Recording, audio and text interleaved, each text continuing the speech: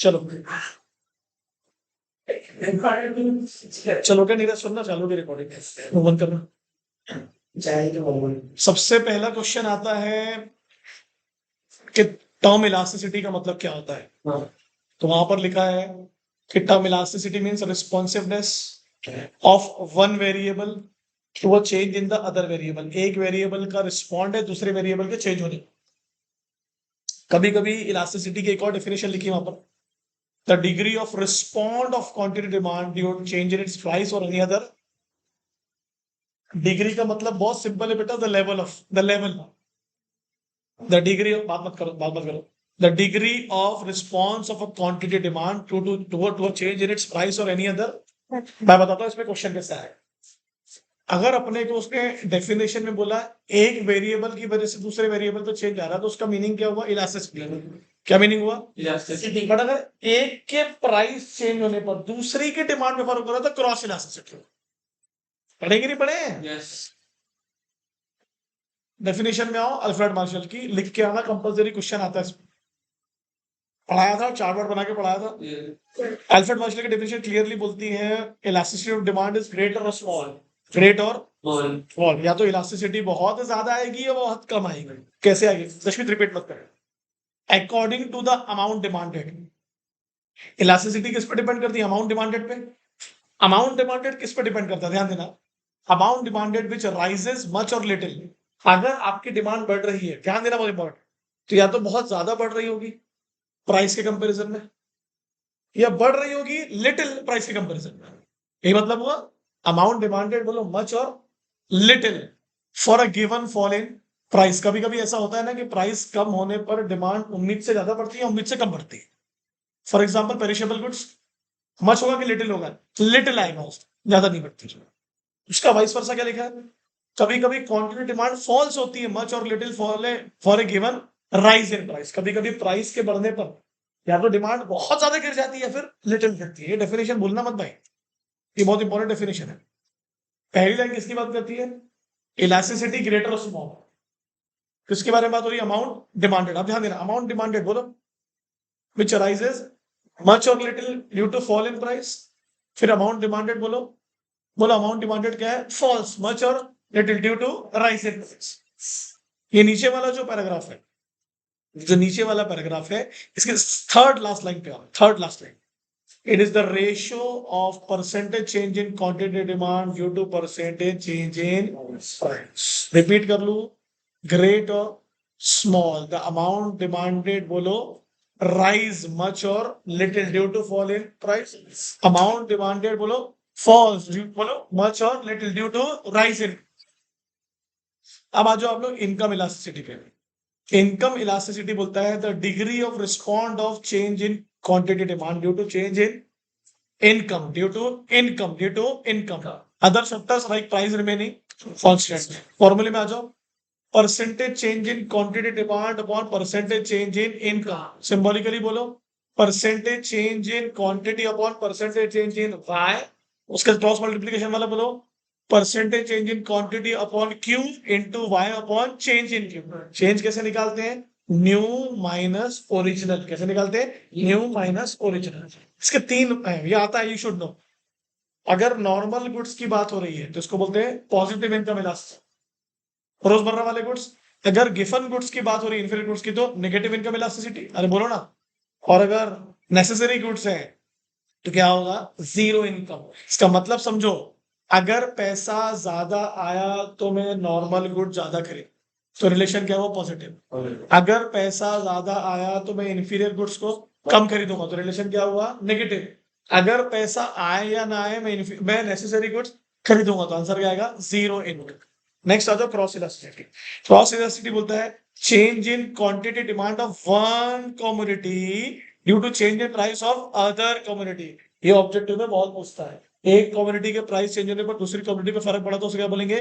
Cross elasticity. और अगर variable factor word आया तो इलास्टिसिटी। फॉर्मूला बोलो, percentage change in quantity demand of A, percentage change in price of B. ध्यान दे भाई, ध्यान दे, थके मत, ध्यान दे। सिंबॉलिकली बोलो क्या लिखा है?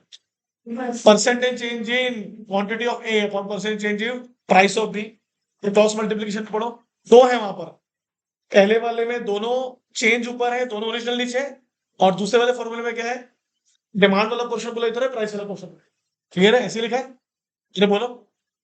इसके भी तीन रिलेशन है, इनके जो इंडिकेशन है जरूर लिखना। क्यू ए का मतलब क्या होता है, original quantity. Delta Q A का मतलब क्या होता है, चेंज इन क्वांटिटी। पीबी का मतलब क्या होता है, बोलो, original price. Change in P का मतलब क्या होता है, बोलो, new price, new price, new price. सही बोलो ना, वो डेल्टा है ना, ये डेल्टा बना है ना, तो डेल्टा का मतलब क्या होगा, चेंज इन प्राइस, और डेल्टा क्यू का मतलब होगा चेंज इन डिमांड। इसके भी तीन है, बोलो। सब्स्टिट्यूट गुड्स में क्या होगा, पॉजिटिव क्रॉस इलास्टिसिटी, बोलिए। कॉम्प्लीमेंट्री गुड्स में क्या होगा, नेगेटिव क्रॉस इलास्टिसिटी, और अनरिलेटेड गुड्स में क्या होगा, zero. What is that mean, substitute का मतलब क्या हुआ, अगर एक का प्राइस बढ़ा तो दूसरे की डिमांड बढ़ेगी तो पॉजिटिव। कॉम्प्लीमेंट्री में क्या होगा, एक का प्राइस बढ़ा तो वो जिसमें इन्वॉल्व हो रहा है उसकी डिमांड कम होगी, नेगेटिव। नेगेटिव मतलब इनवर्स रिलेशन। और अनरिलेटेड मतलब क्या होगा, एक दो गुड्स का कोई लेना देना। वेरी गुड, बहुत अच्छा। अब आ जाओ प्राइस इलास्टिसिटी की डेफिनेशन में। बेटा मैं तो यूं याद कर लेंगे अपन इसको, proportionate change in quantity demand, बोलो, due to proportionate change in price. Formula क्या है, percentage change in demand upon percentage change in price, मतलब change in Q upon change in P. फॉर्मूले आपको याद करने, फॉर्मूले में याद नहीं करा सकता नहीं। पी मतलब original price, change in P मतलब, बोलो, डेल्टा पी मतलब चेंज इन प्राइस, क्यू मतलब ओरिजिनल डिमांड, और डेल्टा क्यू मतलब चेंज इन डिमांड। अब आ जाओ फटाफट टाइप्स में। पहला टाइप्स, परफेक्टली इलास्टिक। मैं बोलता हूं आप याद करो। व्हेन स्लाइट और जीरो चेंज इन प्राइस, या तो प्राइस में बिल्कुल चेंज नहीं आया या बहुत कम आया, उससे जो डिमांड में चेंजेस आया वो इनफाइनाइट मिला, उसको बोलते हैं परफेक्टली इलास्टिक। क्या बोलते हैं, परफेक्टली इलास्टिक। फॉर्मूला देख लो, सब फॉर्मूला तो याद हो गया है। इसकी वैल्यू क्या होती है, infinite. ED equals to infinite. Diagram क्या है, हॉरिजेंटल है। हॉरिजेंटल है, क्या है, हॉरिजेंटल है। बोलो हॉरिजेंटल मतलब क्या होगा, प्राइस में थोड़ा चेंज आया, उस वजह से डिमांड में जो चेंजेस आए उसको हम कैलकुलेट नहीं कर सकते, दैट्स कॉल्ड हॉरिजॉन्टल। फिर रिपीट करो, जीरो और slide change in price leads to infinite change in quantity demand, ED equals to infinite horizontal curve. आगे बढ़ो, अरे बोलो ना। तो कर्व का नाम क्या है यहाँ पर, बोलो, horizontal curve parallel to x axis, parallel to x. बात मत कर भाई, बात मत कर। परफेक्टली इनइलास्टिक, बोलो, irrespective of change in price, no change in quantity demand. सही है, बोलो। ऐसा भी बोल सकते हो, there is a change in price but no change in quantity. बताइए यहाँ पर कर्व कैसा आएगा, बताइए, वर्टिकल। और उसका एक और नाम है, बोलो क्या होगा, वर्टिकल के अलावा और क्या लिखा है, बताइए, parallel to Y axis, parallel to Y axis. Unitary की डेफिनेशन क्या है, proportionate change in quantity demand, sorry, proportionate change in price leads to proportionate change in quantity demand, मतलब 50/51। यूनिटरी मतलब वन। इस कर्व का नाम क्या है, और रेक्टेंगुलर हाइपरबोल, मतलब एक ऐसा कर्व है जो दो रेक्टेंगल पे बना है और हाइपरबोलिक कर्व। आगे बढ़ो, अरे बोलो। तीसरा, चौथा, relatively elastic, ED is greater than one. कैसे याद करेंगे उसको, proportionate change in price leads to more proportionate change in quantity. Curve कैसा आएगा, फ्लैटर। अरे आएगा कि नहीं, फ्लैटर कर्व आएगा, फ्लैटर स्लोप। बोलो रिलेटिवली इलास्टिक, बोलो रिलेटिवली इलास्टिक, जल्दी फटाफट। मैंने proportionate change in price leads to less proportionate change in quantity. अरे बोलो मत यार, बेटा मैं पढ़ा रहा हूं ना, अब बाहर क्या है बेटा, थ्री भी नहीं पढ़ रहे तो।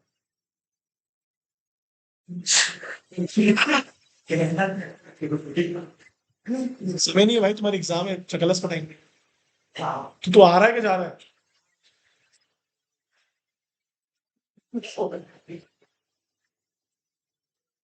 पांचों, पांचों के टाइप्स के रिपीट कर रहा हूं, और बता भी देता हूँ पांचों को बोलते क्या है। परफेक्टली इलास्टिक का मतलब होगा कि अगर प्राइस में स्लाइड और जीरो चेंज भी आया तो डिमांड में चेंजेस आएंगे, वो क्या होंगे, इनफाइनाइट, है ना। ED equals to infinite, curve होगा horizontal parallel to x axis. Perfectly inelastic का मतलब क्या होगा, चेंज इन प्राइस का चेंज इन डिमांड पे कोई इफेक्ट नहीं आएगा, कर्व आएगा parallel to Y axis, vertical slope. Unitary का मतलब क्या होगा, proportionate change in price leads to proportionate change in quantity demand. यहाँ पर यूनिटरी इलास्टिक में ईडी इक्वल्स टू वन और रेक्टेंगुलर हाइपरबोलिक कर्व आएगा। रिलेटिवली इलास्टिक का एक और नाम है मोर इलास्टिक। मोर इलास्टिक या फिर सिर्फ इलास्टिक भी बोलेंगे तो रिलेटिवली बोले, बोलना मत नहीं तो कल गलत करके आओगे। Proportionate change in price leads to more proportionate change in quantity demand. Curve क्या आएगा? Flatter. It is greater than. बोलो रिलेटिवली इलास्टिक का मतलब क्या होगा? Proportionate change in price leads to less proportionate change in quantity demand. और curve क्या आएगा? स्टीपर। ये 8 नंबर के लिए आएगा तो पूरा ऐसे लिखना है, इसमें डिफरेंस बिटवीन भी आते हैं, भूलना मत।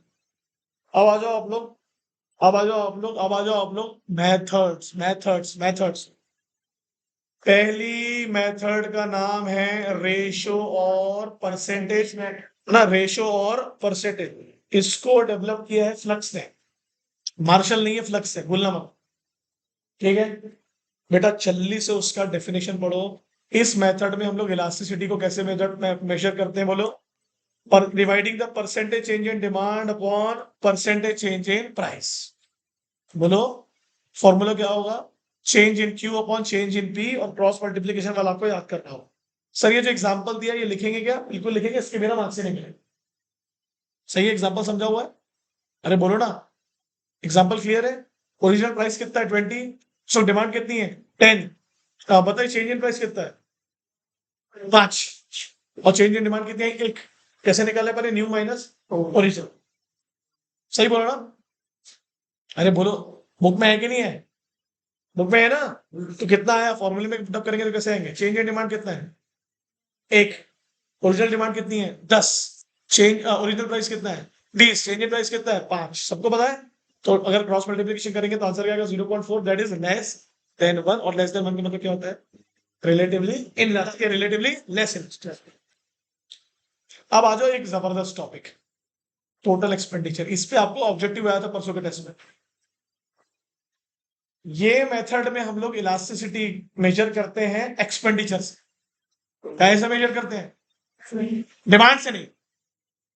थोड़ा जल्दी से क्या लिखा है? This method was developed by Alfred Marshall. In this method, बोलो in this method, total amount of expenditure before and after the price change. फिर से रिपीट करो, total amount of expenditure before and after the price change. Price change होने के पहले, price change होने के बाद एक्सपेंडिचर कितना था? बेटा ध्यान देना, बहुत इंपॉर्टेंट मेथड है, आने वाली एग्जाम में ध्यान।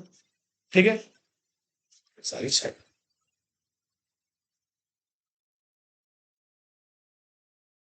ये बहुत ज्यादा हो गई यार,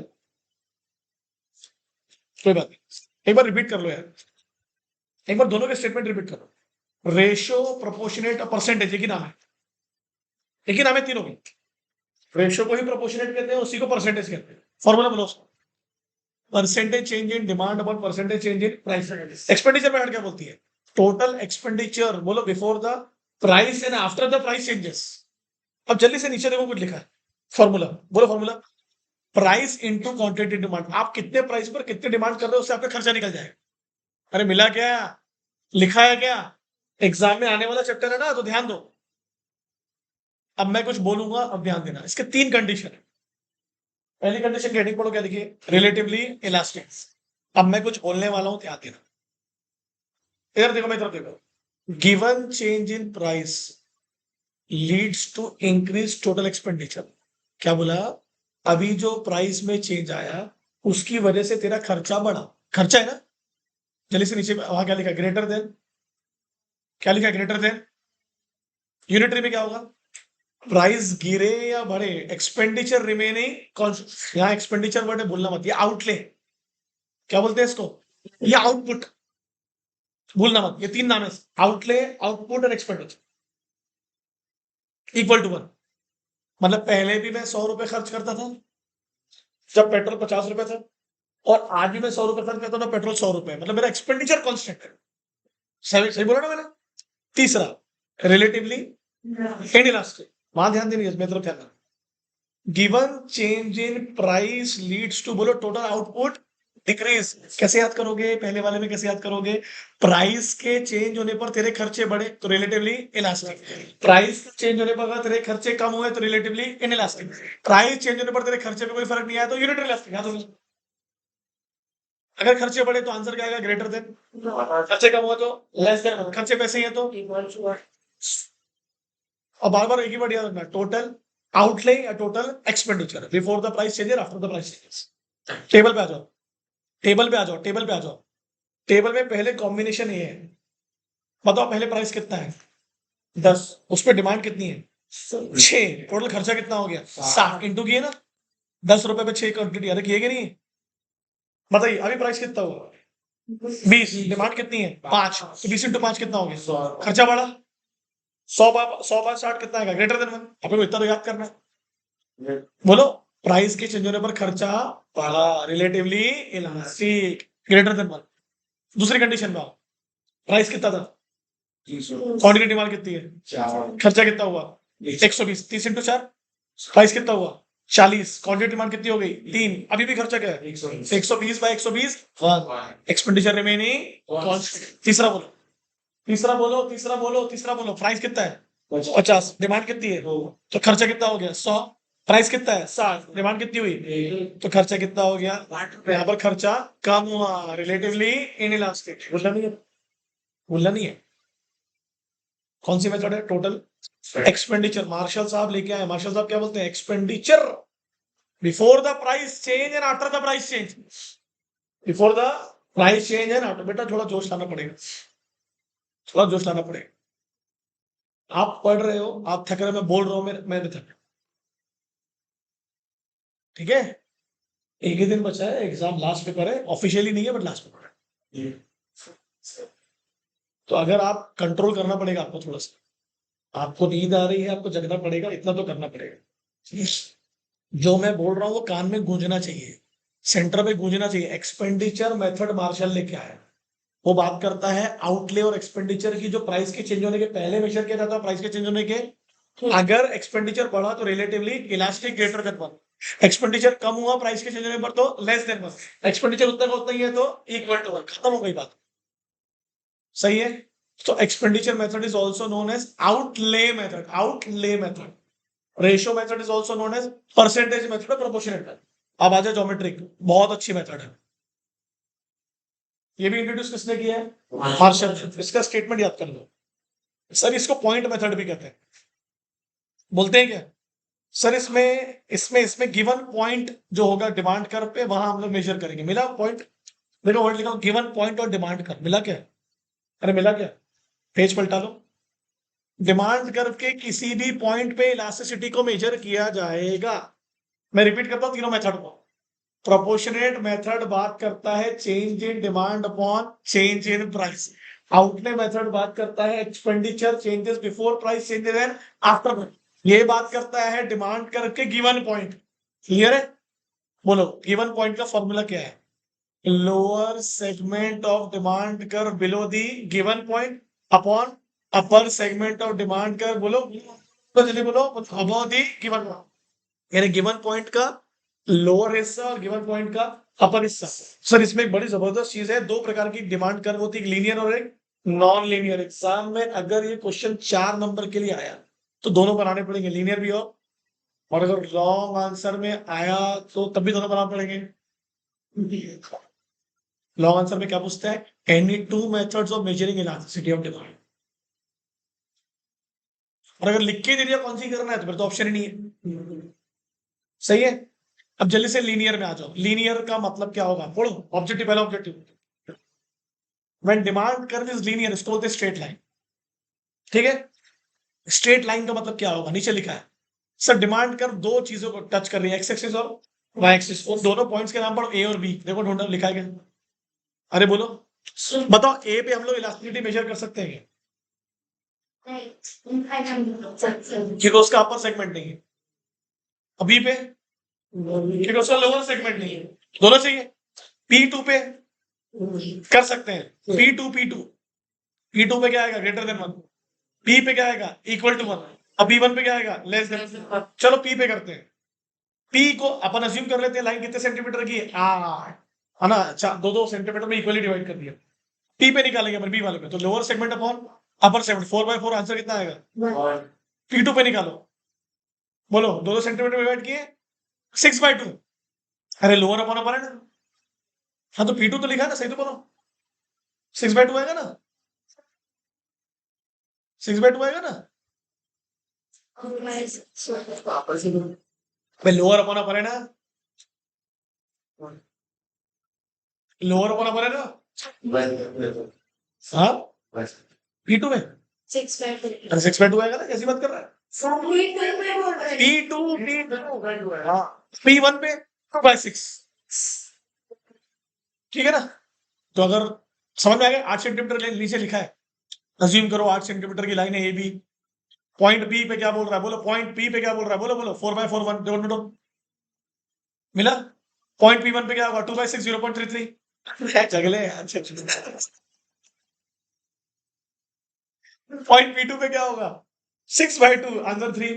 पॉइंट ए पे क्या आएगा सर, पॉइंट ए पे क्या है लिखो वहां पर हॉरिजेंटल सेगमेंट परफेक्टली इलास्टिक, और पॉइंट बी पे क्या होगा बोलो perfectly inelastic, perfectly elastic.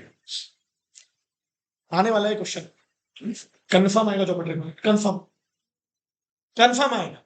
Sir तो मेथड जाए तो तीनों पूरा पूरा पूरा 8 नंबर का क्वेश्चन है। तीनों पूरा पूरा मत करना, बाद में नंबर नहीं मिलेंगे तो बोलना मत। हाँ क्वेश्चन चूज कर रहा है, क्वेश्चन चूज कर रहा है ना वहां पर, सही मत करना है लॉन्ग आंसर में, अकल लगा रहा ना। नहीं करूंगा अरे कोई बात नहीं भाई, कोई दिक्कत नहीं है, नहीं आएगा तो बहुत अच्छी बात है, बट कल आके मेरे को ये मत बोलना कि सिली मिस्टेक किया है ना, वही बोल रहा हूँ मैं, कल आके ये सब मेरे को मत ज्ञान देना कि सिली मिस्टेक किया। लीनियर डिमांड कर्व बोलना मत, स्ट्रेट लाइन होती है। नॉन लीनियर में आओ, मैं बताऊं नॉन लीनियर का मतलब होता है कन्वेक्स टू द ओरिजिन, लिखा है हाँ बुक में देखो, कन्वेक्स टू द ओरिजिन।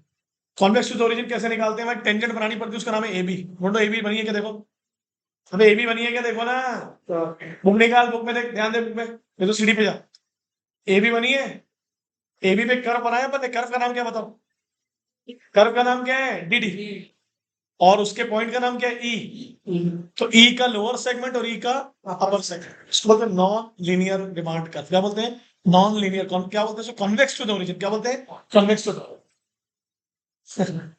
नीचे उसके 3 एक्सप्लेनेशन लिखी, EB इक्वल्स टू EA तो क्या होगा यूनिटरी इलास्टिक, हाँ EB is greater then EA तो क्या होगा रिलेटिवली इलास्टिक, और EB is less than EA होगा तो क्या होगा रिलेटिवली। पहले बताओ ये EA पढ़ रहा हूं, समझ रहा है क्या, हाँ लिखा है ना E, हाँ अगर लोअर सेगमेंट बड़ा है तो रिलेटिवली इलास्टिक, लोअर सेगमेंट छोटा है तो रिलेटिवली इनइलास्टिक, दोनों इक्वल है तो यूनिटरी, ऐसे याद करो, सही है। हो गई तीनों मेथड, एक बार स्टेटमेंट रिपीट कर ले, percentage change in quantity demand upon percentage change में किसका है proportionate, total expenditure changes before price और आफ्टर प्राइस किसका है एक्सपेंडिचर आउटले में, है ना। इलास्टिसिटी को मेजर करना on the given point on the demand कर क्या होगा geometric method also known as point method. बताओ रेशियो मेथड कौन इंट्रोड्यूस किया फ्लक्स, और बाकी के दोनों कौन लेके आया मार्शल, याद रखो, याद रखना पड़ता है। आखिरी दो टॉपिक बचे, चैप्टर खत्म हो जाएगा, कौन कौन से पहले बताओ, नेचर फैक्टर्स अफेक्टिंग, ये आता है 8 नंबर के लिए, फैक्टर्स अफेक्टिंग, और एग्री डिसएग्री में भी आता है, इसको तो वैसे ही याद कराता हूँ प्यार मोहब्बत से। चलो अपने बुक पकड़ो सामने, नेसेसरी गुड्स की डिमांड क्या होगी इनइलास्टिक, और कंफर्टेबल लक्ष्य की क्या होगी इलास्टिक, आगे बढ़ो आगे बढ़ो आगे बढ़ो, जिसके सब्स्टिट्यूट अवेलेबल है उसकी डिमांड क्या होगी इलास्टिक, जिसके नहीं है उसकी क्या होगी इनइलास्टिक, आगे बढ़ो आगे बढ़ो, जिसका यूज सिंगल है उसकी डिमांड क्या होगी इनइलास्टिक, उसके मल्टीपल यूज क्या होगा इलास्टिक, हैबिचुअल गुड्स की डिमांड क्या होगी इनइलास्टिक, ड्यूरेबल गुड्स की डिमांड क्या होगी इलास्टिक, बहुत बढ़िया, कॉम्प्लीमेंट्री गुड्स की डिमांड क्या होगी इनइलास्टिक, यूज करना पड़ेगा भाई। इनकम ऑफ द कंज्यूमर, ध्यान देना बहुत इंपॉर्टेंट है, ज्यादा पैसा होगा तो इलास्टिक, कम पैसा होगा तो इनइलास्टिक, बहुत बढ़िया बहुत बढ़िया। अब इसका आंसर तुम दोगे, अर्जेंसी गुड्स की डिमांड और लेस अर्जेंट गुड्स की डिमांड, बहुत बढ़िया खत्म हो गई। Time period, shorter the time demand will be inelastic, longer the time demand will be elastic। Proportionate वाला एक्सपेंडिचर, अगर एक्सपेंडिचर आपका प्रोपोर्शनेट में कम है तो डिमांड क्या होगी इनइलास्टिक, और प्रोपोर्शनेट में ज्यादा तो डिमांड क्या होगी इलास्टिक। हो गया 10 पॉइंट, खत्म हो गया, 8 नंबर मिल जाएंगे। ऐसे तो लिखना है, ऐसे तो लिखना है। Last question determinants, sorry significance importance, Lord का नाम लिखा है देखो जेम किन्स, जेम किन्स लिखा है, ढूंढो ढूंढो, उठ जाओ, उठ जाओ, सो जाओ गिर जाएगा। जो जो मैंने बोला ना ऐसे याद रखो।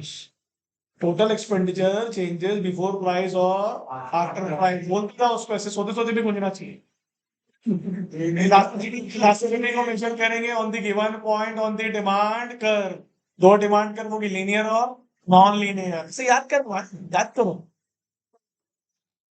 आ जाओ इंपॉर्टेंस में, चल इंपॉर्टेंस में, इंपॉर्टेंस में। प्रोड्यूसर के लिए कैसे इंपॉर्टेंट है, अभी सुन, पूरी बात बता रहा हूं। जिस सामान को तू बेच रहा है, every producer has to decide the price of his product. बोलता है अगर तू जिस सामान को बेच, आंसर दो, जिस सामान को तू बेच रहा है अगर उसकी डिमांड इनइलास्टिक है तो प्राइस क्या होगा? बहुत बढ़िया आंसर आ गया, खत्म हो गई बात।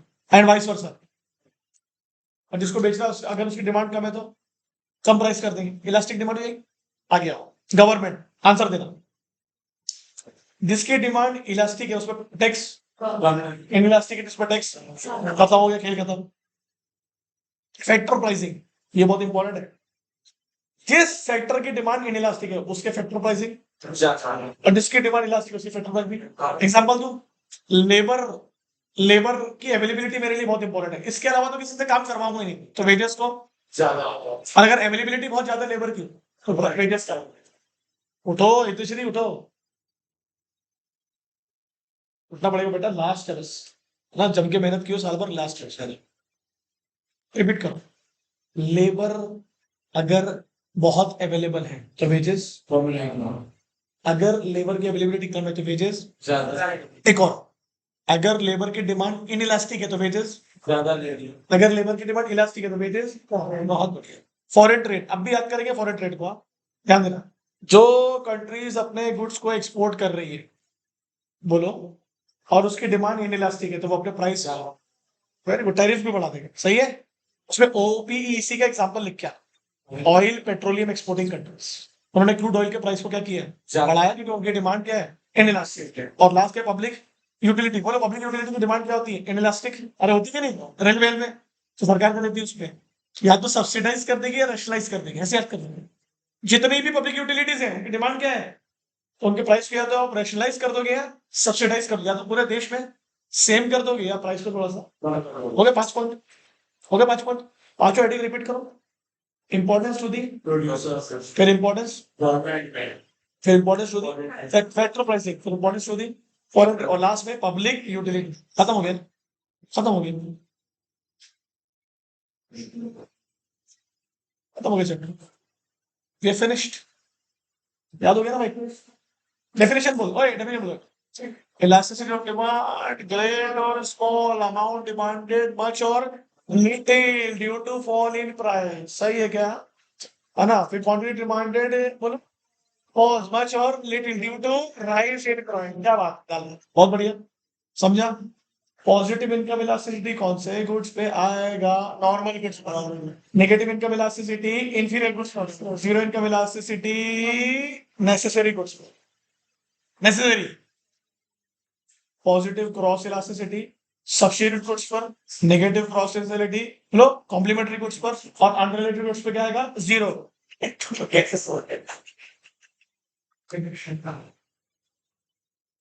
इसका अपना मजा है ना, बार बार थोड़ा ना मेहनत होती है, आखिरी बार नहीं है, अब तो मेहनत चालू है जिंदगी में। अरे पढ़ाई को कनेक्ट मत करो, मेहनत करने की आदत होनी चाहिए, पढ़ाई तो उसका एक पार्ट है, आदत तो डालनी पड़ेगी अब, ठीक है नहीं? बोलेगा चैप्टर, डिटर्मिनेंट्स बोलो, अवेलेबिलिटी ऑफ सब्स्टिट्यूट, अवेलेबल है तो इलास्टिक, नहीं है तो नेचर ऑफ कम्युनिटी, नेसेसरी की डिमांड इनइलास्टिक, लग्जरी गुड्स की डिमांड इलास्टिक। अरे बोलना पड़ेगा भाई। टाइम पीरियड, शॉर्टर ड्यूरेशन के लिए चाहिए तो लॉन्गर ड्यूरेशन के लिए, हायर इनकम है तो इलास्टिक, लोअर इनकम है तो पक्का श्योर हो ना, मल्टीपल यूज वाला गुड है तो हाँ इनइलास्टिक। एक्सपेंडिचर कम है तुम्हारा, प्रोपोर्शनेट एक्सपेंडिचर इनइलास्टिक, ज्यादा एक्सपेंडिचर है तो क्या, या तो हो रहे डिटर्मिनेंट सब लोग, सही है। आने वाला भाई बड़े बड़े बड़े क्वेश्चन आएंगे चैप्टर से, भूलना मत, भूलना मत, है ना? मत, सही है। ब्रेक नहीं ले सकता ना मैं, सॉरी। निकालो मनी और कैपिटल मार्केट। हाँ हो गया तुम्हारा, तुम जा रहे हो, थैंक यू। तो और क्या, उसको कुछ और पढ़ना होगा ना, फिर क्या पढ़ने वाली है? मनी कैपिटल मार्केट हो गया तेरा? चलो मनी कैपिटल निपटाते हैं, फिर फोर्थ निपटाते हैं, है ना? सेवन क्या है? सेवन निपटाते हैं। नहीं तुम मत बैठो ना, मैं तो अपना अकेले भी बनाऊंगा, एक तो ऊपर डालना है। मेरे बच्चे और भी है ना। हाँ? जिनको देखना है बराबर देख के टाइमलाइन डाल दूंगा, कौन सा वीडियो बना, जिसको टाइमलाइन देख पता रहेगी वो देख लेगा बराबर स्पीड में। हाँ पढ़ा रहा हूँ मनी और कैपिटल मार्केट, बुला ले।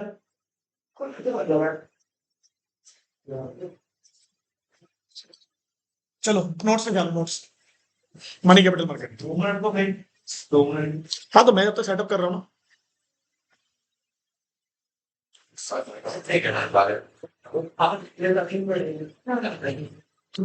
बात नहीं करेंगे बेटा तो तुम्हारी स्थिति माफ।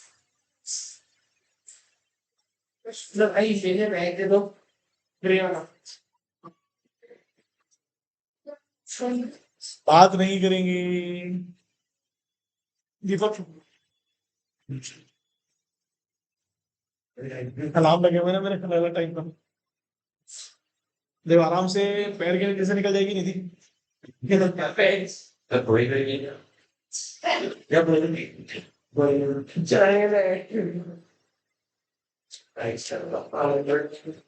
भाई थोड़ा जल्दी आएंगे तो मैं जल्दी पढ़ाऊंगा। क्या कर रहा है यार तू, क्या किया तूने, उधर पढ़ा के पढ़ा बैठ के कि क्या किया, टाइम पास कर रहा, सो रहा है?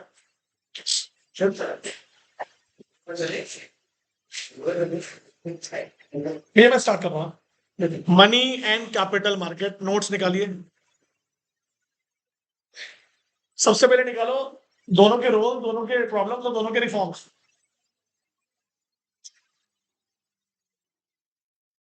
और कोई भी एक जन अपने मोबाइल के ऑडियो ऑन कर लो, ऑडियो में भी रिकॉर्ड कर लो, कान में लगा के सुनते यार। कमोड में बैठोगे ना सुबह जाके, सीट पे बैठोगे ना कमोड पे, बढ़िया लगाने का। मनी कैपिटल मार्केट चलने देगा, फ्लो में बाहर आएगा सब। तू क्यों चलेगा था? मैं आज तो सोचा था पढ़ा दूंगा, पढ़ा था, इलास्टिसिटी पढ़ा था, पढ़ लिया था जाके। पक्का एक्सपेंडिचर मेथड का वो पढ़, मीनिंग एक्सपेंडिचर मेथड का।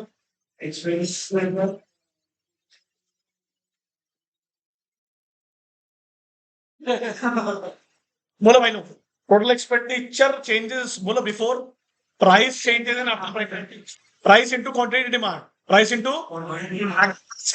एक्सपेंडिचर बढ़ा तो ग्रेटर देन 1, एक्सपेंडिचर कम हुआ तो वैसे ही बात हो। समझ गए यार? Geometric method is also known as. और क्या लाऊं सर? उसको भूख लगी उसको भी दो। बिल्कुल सिंधी कॉलोनी वाला माहौल बन गया। चाची आंटी हम सब बैठ चुके हैं, बताया अब किस, अब कुछ ना कुछ गॉसिप करेंगे बैठ के। कहाँ गई वो लड़की, हाँ बहन चुगली करे, कहाँ घूम रही हो हाथ पे हाथ पकड़ के, ऐसे कैसे अपने हस्बैंड का हाथ पकड़ सकती है? मैं चालू करूंगा भाई ना, समय नहीं है ना शुभारंभ। इसके बाद सबसे पहले निकालो role of money market and capital market. मैं मीनिंग नहीं पढ़ा रहा हूँ, मीनिंग आप पढ़, मैं रोल पढ़ा रहा हूँ। बेटा आ जाओ, मेरे साथ रिपीट भी करेंगे बच्चों। बताओ money market long term financial needs को फुलफिल करता है कि शॉर्ट टर्म? रिपीट करना, money market short term financial needs को फुलफिल करता है कि लॉन्ग टर्म? शॉर्ट टर्म तो 1 ईयर। अरे बोलो ना, फाइनेंशियल इंस्ट्रूमेंट्स में डील करता है, treasury bill, certificate of deposit, commercial paper. अरे बोले यार, सर्टिफिकेट, तो मेरे साथ रिपीट करना। रोल क्या है उसका? Short term requirements financial needs को फुलफिल है, लिखा है क्या? देखो बोलो क्या लिखा है क्या रोल में? पहला, money market provide reasonable access for meeting short term financial needs of the borrowers at realistic prices. बेटा बोलनी पड़ेगी, बोलनी पड़ेगी। आंसर दो मेरे साथ। मनी मार्केट स्टैटिक है कि डायनेमिक है? डायनेमिक है सर, रोज चेंज होता है। रोज चेंज होता है। तो मनी मार्केट आपको अपॉर्चुनिटी देता है कि आप दो चीजों को अच्छे से मैनेज करो। एक क्या लिखा है? लिक्विडिटी। लिखा है क्या रे बाबा? लिक्विडिटी ऑफ मनी कौन मैनेज करेगा? Monetary authorities. मॉनेटरी ऑथोरिटीज, बहुत इजी पॉइंट है।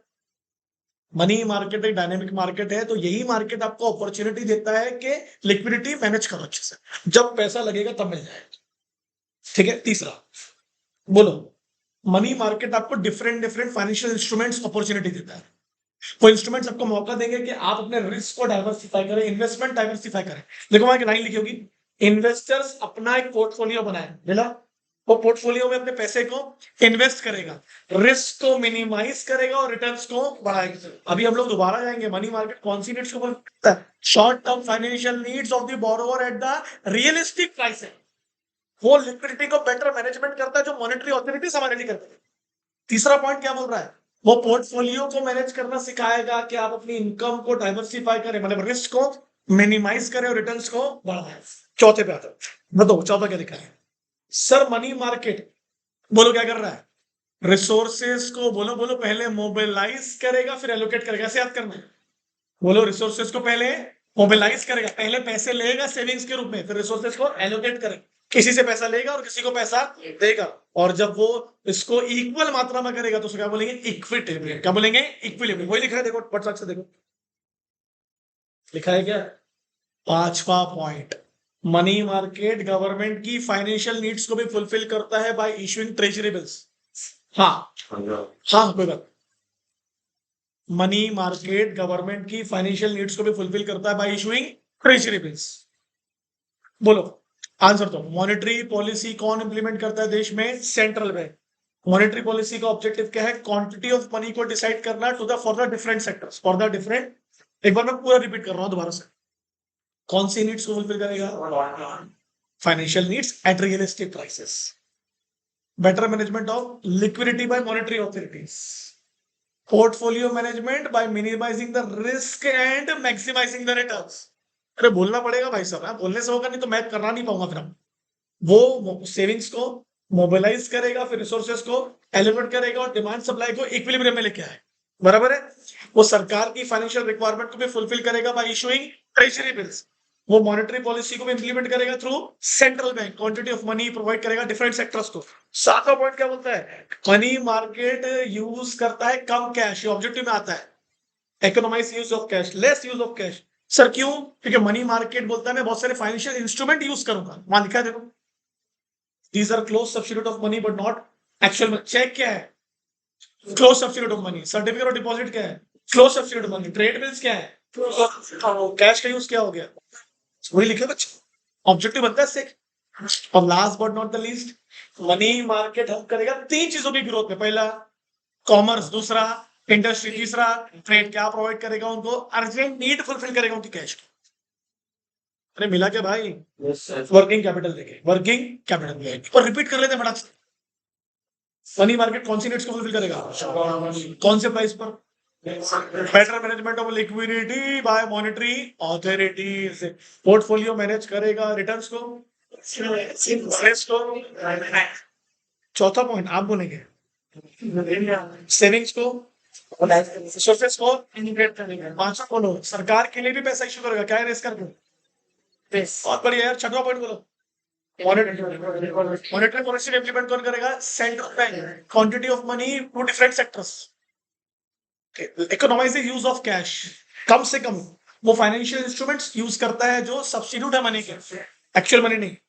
और कॉमर्स, ट्रेड और इंडस्ट्री को जब भी नीड होगी क्या उसको पैसा प्रोवाइड करेगा। स्पेशली कौन सा कैपिटल? Working capital. हो गया 8 पॉइंट खत्म। खत्म हो गया 8 पॉइंट, खत्म हो गया। अब फटाक से अगर रिफॉर्म्स में अभी तुरंत याद करेंगे क्या क्या सुधारा है मनी मार्केट में। मैं तुरंत याद करा रहा हूं सर, कुछ नए इंस्ट्रूमेंट्स आए मार्केट। नंबर 1 ट्रेजरी बिल मिल रहा है क्या? दूसरा कमर्शियल पेपर, अभी डिटेल में आने की जरूरत नहीं। तीसरा सर्टिफिकेट ऑफ डिपॉजिट। फिर मनी मार्केट म्यूचुअल फंड्स। अरे बोलो ना यार, ट्रेजरी बिल किसके लिए इशू किया जाता है? गवर्नमेंट। सर कमर्शियल पेपर्स होते हैं unsecured promissory note, certificate of deposit भी होते हैं अनसिक्योर्ड प्रोमिसरी नोट्स, है ना, money market mutual funds. Sir इसमें लिक्विडिटी एडजस्टमेंट, लिक्विडिटी को मैनेज करने के लिए दो चीजें होती है, रेपो रेट और reverse repo rate. Repo rate और रिवर्स रेपो। रेपो रेट का मतलब होता है जब कमर्शियल बैंक लोन लेता है सेंट्रल बैंक से, और रिवर्स रेपो रेट का मतलब क्या होता है जब सेंट्रल बैंक लोन लेता है कमर्शियल बैंक से। इससे आप मार्केट की लिक्विडिटी को मैनेज कर सकते हैं। रेपो रेट बढ़ा तो लिक्विडिटी कम हो जाएगी, रेपो रेट कम हुआ तो मार्केट में लिक्विडिटी बंद हो जाएगी, सिंपल है। हो गए कितने रिफॉर्म्स हो गए? दो हो गए। पहले में इंस्ट्रूमेंट्स आए, दूसरे में बोलो लिक्विडिटी इंटरेस्ट फैसिलिटी, तीसरा बोलो इंटरेस्ट रेट कौन डिसाइड करेगा? Market forces. ये भी तो पहले, इसका मतलब पहले भी और डिसाइड करता था, आरबीआई डिसाइड करता। चौथा बोलो बेटा क्या लिखा है? एनईएफटी और आरटीआरएस आ गया। एनईएफटी का फुल फॉर्म बोलो, और आरटीआरएस का? इससे आपका पेमेंट इंफ्रास्ट्रक्चर इंप्रूव हो चुका है। और last but not the least, electronic dealing system was introduced to bring about technological upgradation. एक बार रिफॉर्म बोलेंगे एक साथ। नए फाइनेंशियल इंस्ट्रूमेंट आ चुके हैं, नए लिक्विडिटी एडजस्टमेंट फैसिलिटी आ चुकी है, रेपो रेट है, रिवर्स रेपो रेट। अब इंटरेस्ट रेट कौन डिसाइड करता है? Market forces. दो पेमेंट इंफ्रास्ट्रक्चर आ चुके हैं, एनईएफटी और टेक्नोलॉजिकल अपग्रेडेशन के लिए इलेक्ट्रॉनिक डीलिंग सिस्टम आ चुका है। अरे बोलो यार, मनी मार्केट के रिफॉर्म्स है। नहीं बता सकता अभी, समय नहीं है। रेपो रेट बता दिया जो बताना था, तुम बाकी लोगों से पूछेगा, बाकी लोगों से पूछेगा तो समय नहीं है इतना।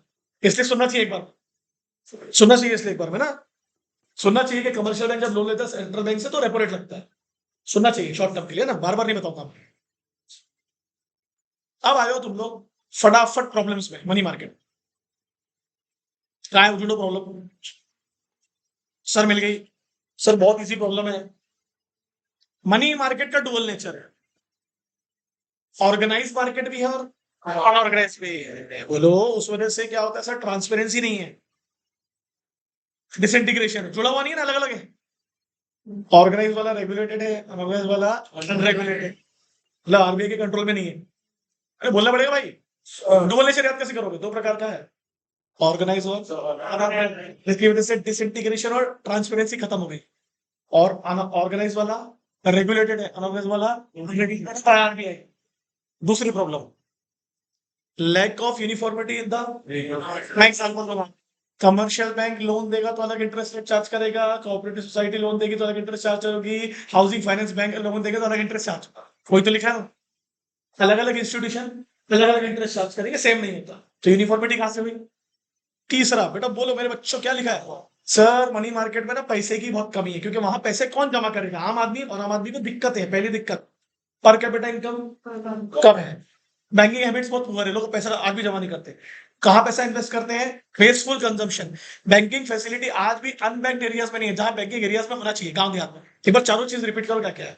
पर capita income, poor banking, poor banking habits, wasteful consumption, और inadequate banking facilities rural area. इस वजह से क्या है? Shortage of funds, seasonal fluctuation, demand for funds varies as per the peak में क्या होगा? स्पेशली लाइक एग्रीकल्चर हार्वेस्टिंग, लिखे है ना। लास्ट बोलो क्या लिखा है? Lack of. सर ये मनी मार्केट ना, ध्यान देना, मनी मार्केट ना अभी भी दो वर्ड क्या है? अभी भी दो वर्ड क्या है? इन एडुकेट है और अप्रोचेबल है। दो लोगों के लिए, कौन से दोनों? अभी भी नहीं पहुंच पाते उस मार्केट, कहां पहुंच पाते? लास्ट क्या लिखा है? डिले इन, एडवांस टेक्नोलॉजी एक प्री रिक्वायरमेंट है डेवलपमेंट के लिए, है क्या? बट आज भी यहाँ पर फाइनेंस इस मार्केट में अभी भी डिले होता है टेक्नोलॉजी को, और उससे क्या होता है? वर्किंग अफेक्ट होती है। कितने हो गए प्रॉब्लम्स? अब याद करो वापस से। मनी मार्केट कितने नेचर का है? ऑर्गेनाइज और ऑर्गेनाइज वाला रेगुलेटेड है, वाला रेगुलेटेड नहीं। दूसरा बोलो, lack of uniformity in the interest rate, because अलग अलग इंस्टीट्यूशन अलग अलग इंटरेस्ट रेट चार्ज करते हैं। तीसरा बड़ा इंपॉर्टेंट पॉइंट है per capita income, banking habits, waste, rural areas में आज भी बैंक मौजूद। चौथा पॉइंट बोलो, अब वो याद करो कि इजी है। लैक ऑफ, अभी भी वीकर सेक्शन के लिए, अनएजुकेटेड सेक्शन के लिए अनअप्रोचेबल है और इनएजुकेटेड। और लास्ट क्या लिखा है? Very good, very good, very good. आ गया? क्लियर है? आ जाओ कैपिटल मार्केट में। आ जाए कैपिटल मार्केट में। आंसर, कैपिटल मार्केट में लॉन्ग टर्म फंड्स को लिया और दिया जाता है थ्रू इक्विटी एंड डेट। क्या बोला मैंने? कैपिटल मार्केट में कौन से फंड्स इश्यू होते हैं? Long term. किसके थ्रू? Equity and debt. कैसे आना हुआ आदि जा रहा है? चलो राइट, चले जाएगा पक्का? नहीं नहीं, मतलब बहुत ही ऑड टाइम हुआ है ना इसलिए मुझे ध्यान दो। चलो ध्यान दो, रिपीट करो। कैपिटल मार्केट कौन सी नीड्स को फुलफिल करता है? Long term needs. क्या इश्यू? Equity and debt. अभी ध्यान देना, अभी याद करा मैं पूरा। Second line is very important. Development of an effective capital market is necessary for promoting more investment and achieving economic growth। अगर आप देश में ग्रोथ लाना चाहते हैं, इन्वेस्टमेंट बढ़ाना चाहते हैं, तो आपको एक अच्छा कैपिटल मार्केट डेवलप करना होगा, क्योंकि लोगों का भरोसा अभी भी नहीं है कैपिटल मार्केट। कैपिटल मार्केट मतलब अल्टीमेटली शेयर मार्केट। तीसरा क्या लिखा है बच्चे?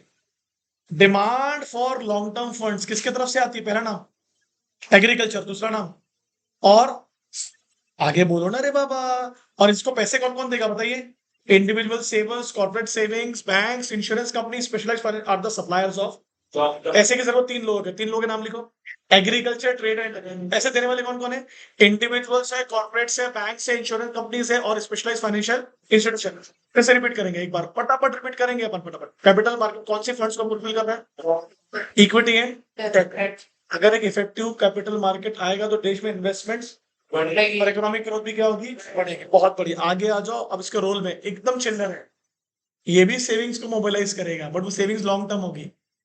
अरे बोलो ना, ये भी सेविंग्स को मोबिलाइज करेगा, बट ये सेविंग लॉन्ग टर्म होगी। और ये क्या इशू करके आपकी सेविंग्स लेगा? Securities, shares and debentures and bonds etcetera. आगे बढ़ो।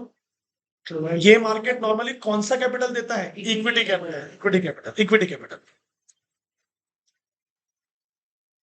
इस मार्केट में बहुत ऑपरेशनल एफिशिएंसी है, क्योंकि इलेक्ट्रॉनिक है ना सर। इलेक्ट्रॉनिक एफिशिएंसी की होने की वजह से ट्रांजैक्शन कॉस्ट कम हो जाती है, सेटलमेंट टाइमिंग्स लोअर हो जाती है।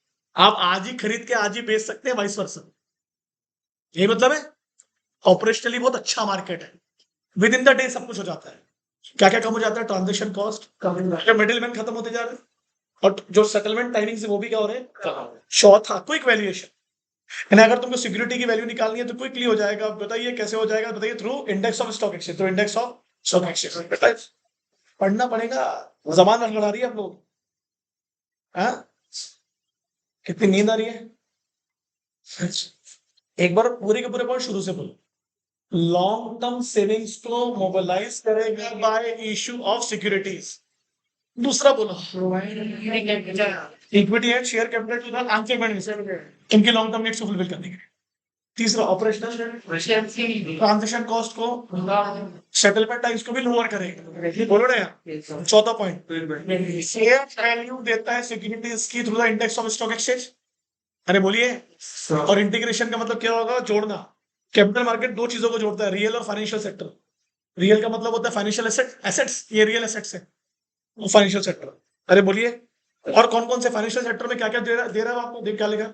Equity, debt, government, private sector, domestic और एक्सटर्नल फंड्स में। याद कराया तो तुरंत पॉइंट। कैपिटल मार्केट में अपने को पैसा क्यों चाहिए? रियल एसेट्स के लिए। रियल एसेट्स का पैसा कहां से आएगा? ऐसे याद करना। तो पहला नाम क्या लिखा है? इक्विटी से। दूसरा डेट। तीसरा गवर्नमेंट से आएगा आएगा। चौथा प्राइवेट सेक्टर। और फिर पांचवा क्या लिखा है? देश के अंदर से भी आएगा और देश के बाहर से। याद करना पड़ेगा प्रणव भाई, है बोलना पड़ेगा। ठीक है, ठीक है ना? एक बार रिपीट कर लेते हैं रोल। लॉन्ग टर्म सेविंग्स को बाय द इशू और सेल सिक्योरिटीज। दूसरा, share capital to the entrepreneur. तीसरा, ट्रांजैक्शन कॉस्ट को, सेटलमेंट टाइम को भी लोअर कर सकते। Agree? Quick valuation, fair valuation आ जाता है through stock of exchange, index के थ्रू। अब सुनना, कैपिटल मार्केट दो चीजों को जोड़ता है, एक रियल सेक्टर को, फाइनेंशियल सेक्टर। तो फाइनेंशियल सेक्टर से क्या क्या देता है आपको? पहला इक्विटी, दूसरा डेट, फिर गवर्नमेंट पैसा देगा, फिर प्राइवेट और फिर वो डोमेस्टिक भी होगा और एक्सटर्नल। खत्म हो गया।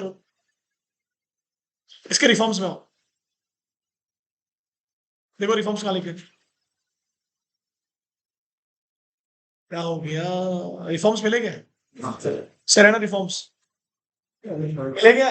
चलो पहला रिफॉर्म, सर सेबी हेड क्या होता है, सेबी आया, मैं बोल दिया था सुन दिया ना, सेबी आया, सेबी की स्टैट्यूटरी बॉडी है ना, 988 में आया, 92 से काम चालू किया, लिखा है क्या वहां देखो बोला, स्टैब्लिश कब से हुआ 88 में, और पावर कब मिले 92, किसके पावर्स को प्रोटेक्ट करने के लिए आया, इन्वेस्टर्स, और कौन से मार्केट को डेवलप करने के लिए आया, सिक्योरिटी मार्केट। 92 में एक और स्टॉक एक्सचेंज आया, नाम पढ़ो, स्टॉक एक्सचेंज। एक सिस्टम डेवलप किया इन लोगों ने, क्या नाम है उसका, कंप्यूटर बेस्ड स्क्रीन पे स्टडी सिस्टम, ठीक है, मॉडर्नाइजेशन के लिए। कौन से अकाउंट को इंट्रोड्यूस किया, डीमैट अकाउंट के लिए, सेल एंड परचेज के लिए, अरे बोलो ना, 96 में। देश के बाहर अगर सिक्योरिटी इशू करनी तो दो मेथड लेके, एडीआर है, एडीआर का फुल फॉर्म, और जीडीआर का ग्लोबल, और आईईपीएफ करके एक अकाउंट लेके आया 2001 में, जिससे इन्वेस्टर एजुकेशन प्रोटेक्शन फंड, जो भी पैसा डिविडेंड का नहीं मिलता है लोगों को, वो इस अकाउंट में जमा हो जाएगा, जिससे इन्वेस्टर्स का एजुकेशन हो, जो पैसा डिविडेंड के रूप में नहीं मिलता। अपने वहां डिटेल में जाना हो तो पढ़ चुके हैं, पांचों रिफॉर्म्स रिपीट करें, सेबी, एनएससी, पहले कौन है, सेबी 88 में आया, 92 में पावर्स मिला, फिर 92 में नेशनल स्टॉक एक्सचेंज में आया, फिर कंप्यूटर स्क्रीन पे सिस्टम आया, मॉडर्नाइजेशन, फिर चौथा क्या था, 96 में आया कि नहीं आया, 96 में आया ना, सेल एंड परचेज के लिए। उसके बाद अपनी फंड्स के लिए आप ग्लोबल भी गए, एडीआर और फिर उसके बाद आईईपीएफ करके एक एस्टेब्लिशमेंट हुआ 2001 में, to promote investor education fund awareness. हो गया रिफॉर्म्स। उसके रिफॉर्म्स अलग है बिल्कुल, उसके रिफॉर्म्स अलग, वो फाइनेंशियल इंस्ट्रूमेंट्स की बात करता था, करता था कि नहीं करता था, वो लिक्विडिटी एडजस्टमेंट रेट्स की बात करता था, रेपो रेट और रिवर्स रेपो रेट। अरे बोलो ना, interest rate demand market forces. चौथा क्या था, आरटीजीएस और एनएफटी, पांचों सबसे चिल्लर है।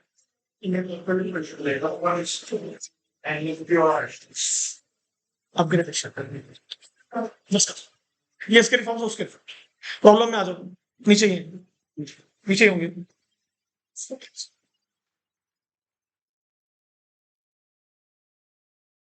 सर मनी मार्केट की प्रॉब्लम तो आपने बताया, डुअल नेचर का साला, ऑर्गेनाइज भी है और रेगुलेटेड भी है, और सर शॉर्टेज ऑफ फंड्स है, क्योंकि पर capita income, wasteful expenditure, banking habits नहीं है।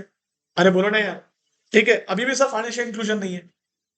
क्या होता है फाइनेंशियल इंक्लूजन का मतलब, अनअप्रोचेबल है, अनएक्सेसिबल है, इनएडुकेट है, किसके लिए, वीकर और रूरल पीपल के लिए, है कि नहीं ये सब पॉइंट्स, करना है भाई, याद करना है।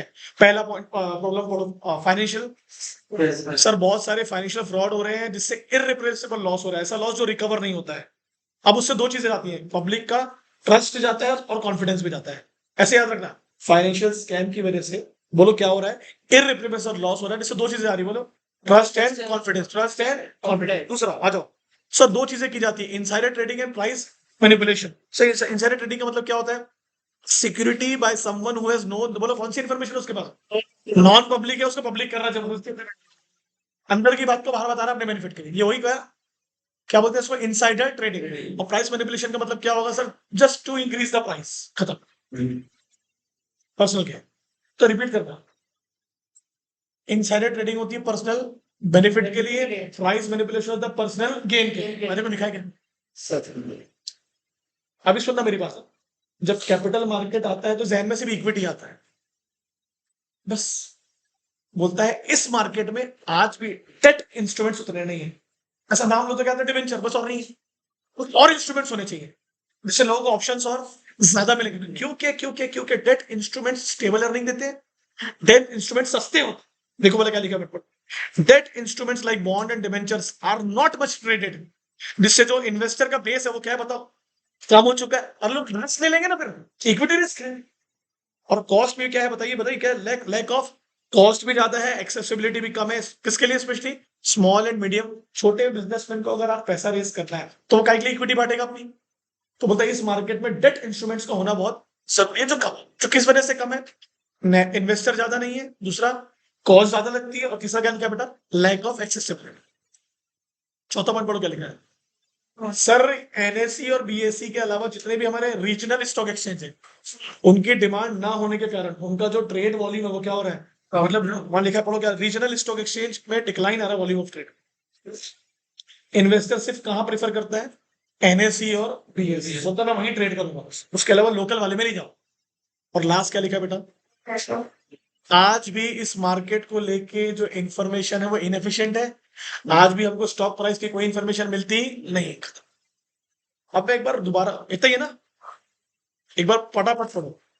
पहला बताइए, स्कैम्स होते हैं, उससे कौन सा लॉस होता है? इर्रिपरेबल। उससे दो चीजें गायब होती है, ट्रस्ट और इनसाइडर ट्रेडिंग में नॉन पब्लिक इंफॉर्मेशन को पब्लिक करके पर्सनल बेनिफिट्स और प्राइस को रेस करके पर्सनल डेट इंस्ट्रूमेंट्स की आज भी कमी है। सर 3 वजह से कमी है, बोलो। इन्वेस्टर बेस, कॉस्ट और एक्सेसिबल नहीं है। ठीक है।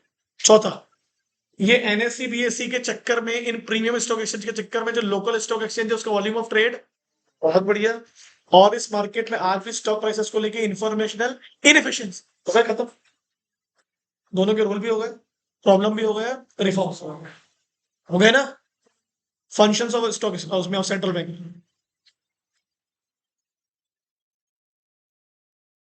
क्या हो गया निधि? क्या करूं निधि में? ऑप्शन ही नहीं लाइफ में।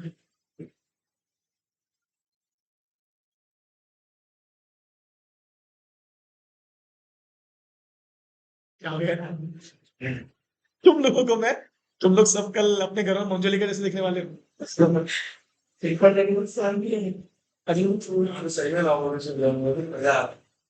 क्या बोल रहा है?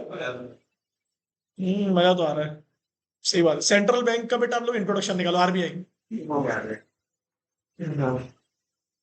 एपेक्स बैंक है, मनी मार्केट को रेगुलेट करता है। कैपिटल मार्केट को कौन रेगुलेट करता है? सेबी। भूलना मत, who is the regulator of what? RBI किसके रिकमेंडेशन पे बनाया गया? हिल्टन या कमीशन? आरबीआई आया कब? 34 में और ऑपरेशन कब से स्टार्ट किया? 1 अप्रैल 1935। और नेशनलाइज कब हुआ? 49 1 जनवरी। बोलना मत, इसमें ऑब्जेक्टिव आ सकता है। वो बोलेगा ऑपरेशन कब से स्टार्ट किया, तो आंसर क्या दोगे? अप्रैल। क्या बोल रहे हैं आप? अप्रैल 1935। और नेशनलाइज कब हुआ? जनवरी 1905। A central bank is a bank which controls credit। चलो बोलना चालू करो। सबसे पहला फंक्शन क्या है? चलो, ये सोल राइट है इसके पास। एक्सेप्ट चीजें नहीं लेके आता हूँ क्या? 1 रुपी नोट एंड कॉइन्स। इन्होंने एक सिस्टम को इंट्रोड्यूस किया था, मिनिमम रिजर्व सिस्टम 1957 में, जिसमें ये लोग मिनिमम गोल्ड स्टैंडर्ड्स और फॉरेन एक्सचेंज अपने पास रखते हैं 200 करोड़ के। अरे बोलो ना भाई, कितने का गोल्ड रहता है? 100। कितने का फॉरेन एक्सचेंज रहता है? आ जाओ। ये किसका बैंक है? गवर्नमेंट का है। अब सुनने में कुछ वर्ड बोलने को ध्यान देना। वो गवर्नमेंट का एजेंट और एडवाइजर है। कौन सी? तो गवर्नमेंट सेंट्रल। उनके भी पे क्या पे करता है? पेमेंट्स करता है और पब्लिक डेट को मैनेज करता है। ये बैंकर्स बैंक है। हर कमर्शियल बैंक पे स्टैट्यूटरी कंट्रोल है। हर कमर्शियल बैंक ने अपना, इसके पास क्या जमा रखा है? देखो, कैश रिजर्व लिखा होगा वहां, लिखा है क्या? Minimum cash reserve. आरबीआई इनको एक फैसिलिटी देता है, उसका नाम क्या है? Discounting bill of exchange. उसको बैंक रेट भी कहते हैं, बैंक रेट। किसका कस्टोडियन है? Foreign exchange reserve. Conversion rate भी कौन डिसाइड करता है? आरबीआई। फॉरेन करेंसी को बाय और सेल भी कौन करता है? आरबीआई। किसके थ्रू? All members of IMF. अभी ध्यान देगा, ये कंट्रोलर ऑफ क्रेडिट भी है। एग्री डिसएग्री का question, controller of credit. Bankers bank agree disagree का question, government bank agree disagree का क्वेश्चन। सही है ना? बोलो, अब सुनना मेरी पूरी बात। इधर सुनो, मेरी तरफ देखो। ये क्रेडिट को कंट्रोल करता है 2 मेथड से, क्वांटिटेटिव मेथड और क्वांटिटेटिव मेथड में बहुत सारे बहुत सारे इधर सुनो, इधर सुनो। क्वांटिटेटिव मेथड में कुछ पॉइंट्स है।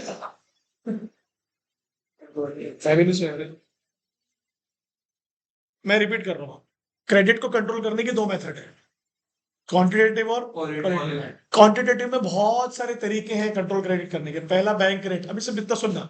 दूसरा cash reserve ratio, open market operation, repo rate, reverse repo rate. Repeat करता हूं, इन्फ्लेशन आएगा तो bank rate, repo rate, reverse repo rate, open market में सिक्योरिटीज को बेचा जाएगा कि पैसा अपने पास आए। अरे बोलो यार, बोलना पड़ेगा भाई लोग। ये हुई quantitative. Qualitative, marginal requirement, moral suasion, credit rationing है क्या ढूंढो, लिखा है क्या, देखो लिखा है क्या, अरे बोलो, व्हाट इज क्रेडिट रेशनिंग? तुमने साले अनप्रोडक्टिव पर्पस के लिए लोन दिए, तुम हम तुम्हारी क्रेडिट देने की कैपेसिटी को रैशन करते हैं। What is moral suasion?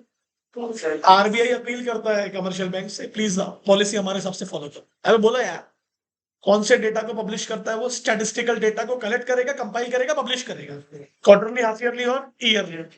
Next बताइए, आरबीआई प्रमोट करता है, किसको प्रमोट करता है? प्रमोशन और डेवलपमेंट फंक्शंस किसके?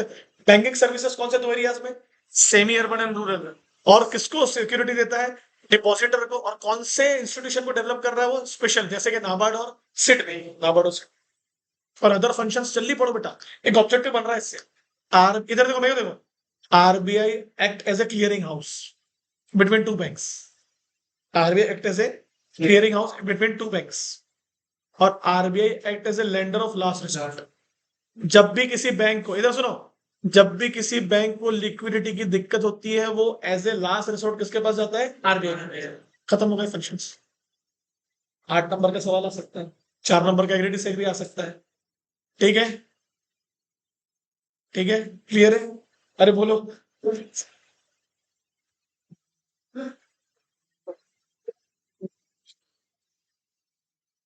कमर्शियल बैंक के फंक्शन नहीं पढ़ा रहा हूं मैं, वो आप देख लेंगे, है ना? क्या बोलते हैं, करंट अकाउंट कौन ओपन करता है? Zero interest rate. कौन सी फैसिलिटी? सेविंग अकाउंट कौन ओपन करता है? सैलरी इंटरेस्ट रेट होता है। और ओवरड्राफ्ट फैसिलिटी नहीं मिलती। फिक्स डिपॉजिट किसके लिए होता है? लॉन्ग टर्म के लिए। और recurring deposit short term. Interest किस पे ज्यादा मिलेगा? अच्छा, लोन्स एंड एडवांसेस होते हैं। लोन कितने प्रकार के हैं? हाँ, call loan, short term loan, medium term and long term. Advances 3, overdraft facility, cash credit, discounting bill of exchange. सही है, लास्ट स्ट्रक्चर खत्म।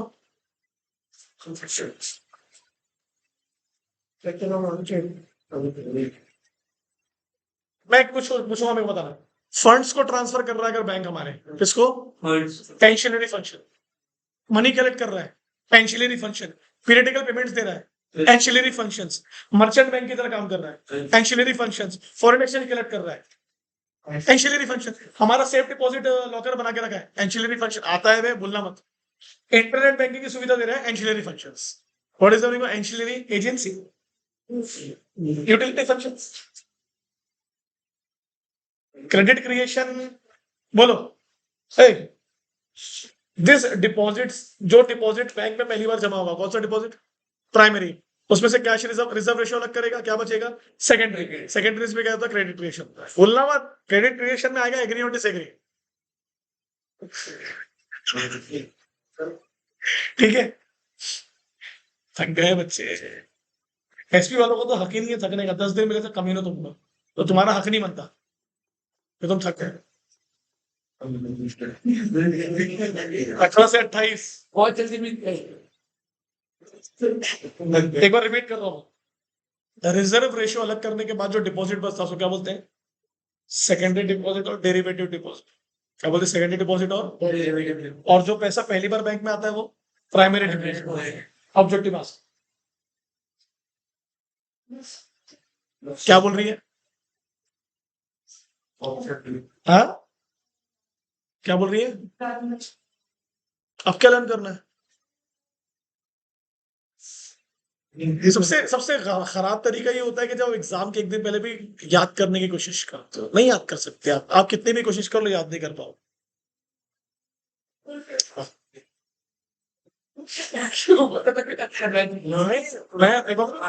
आपने इसको अंडर एस्टिमेट करते हो।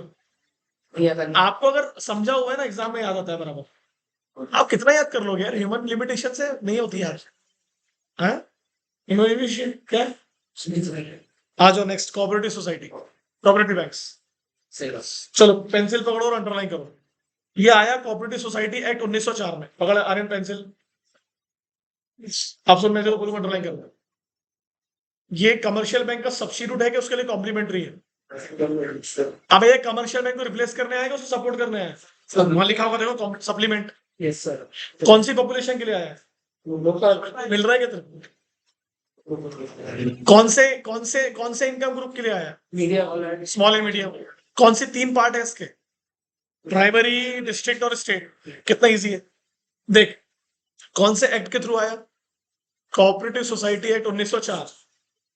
कमर्शियल बैंक को सप्लीमेंट करने कौन सी पॉपुलेशन के लिए? Local population. कौन से ग्रुप के लिए? स्मॉल और मीडियम।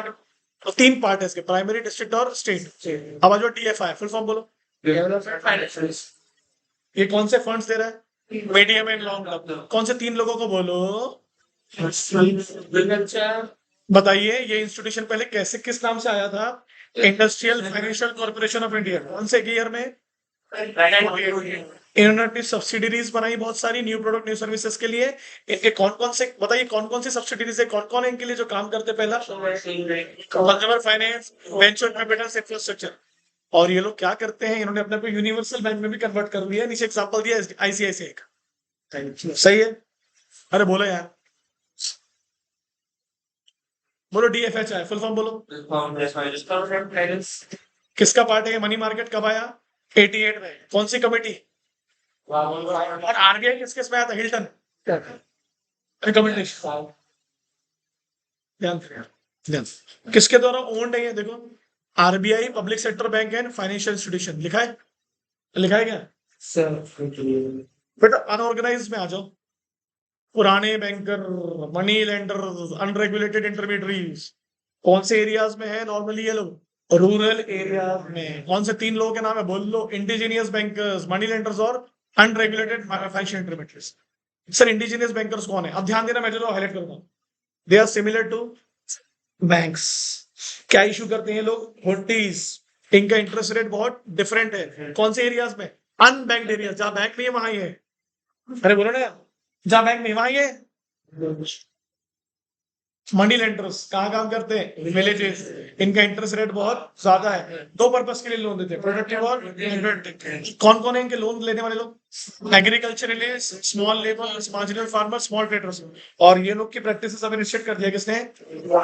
इंडिजिनियस बैंकर्स में और मनी लेंडर्स में कंफ्यूज मत होना। इंडिजिनियस बैंकर काम करते हैं बैंक की तरह, इंटरेस्ट रेट डिफर करते हैं, हुंडीज इशू करते हैं, और अनबैंक्ड एरियाज में मनी लेंडर्स काम करते हैं। विलेजेस में इंटरेस्ट रेट बहुत 2 पर्पस के लिए लोन देते हैं, प्रोडक्टिव और एग्रीकल्चर फार्मर्स को, स्मॉल फार्मर्स को, मार्जिनल फार्मर्स को लोन देते हैं। आरबीआई को रिस्ट्रिक्ट करके रखा। और last but not the least, unregulated non banking financial. ये आता है, आइडेंटिफाई द कंसेप्ट है। चिट फंड है, निधि है और लोन कंपनीज है। बेटा चिट फंड का मतलब क्या होगा?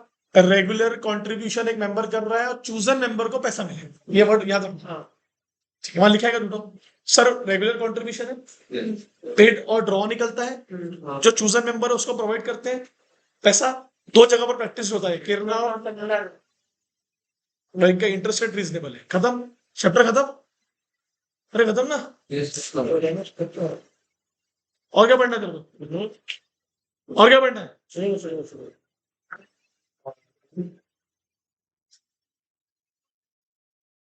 3 बजे भाई, 4 चैप्टर हो गया।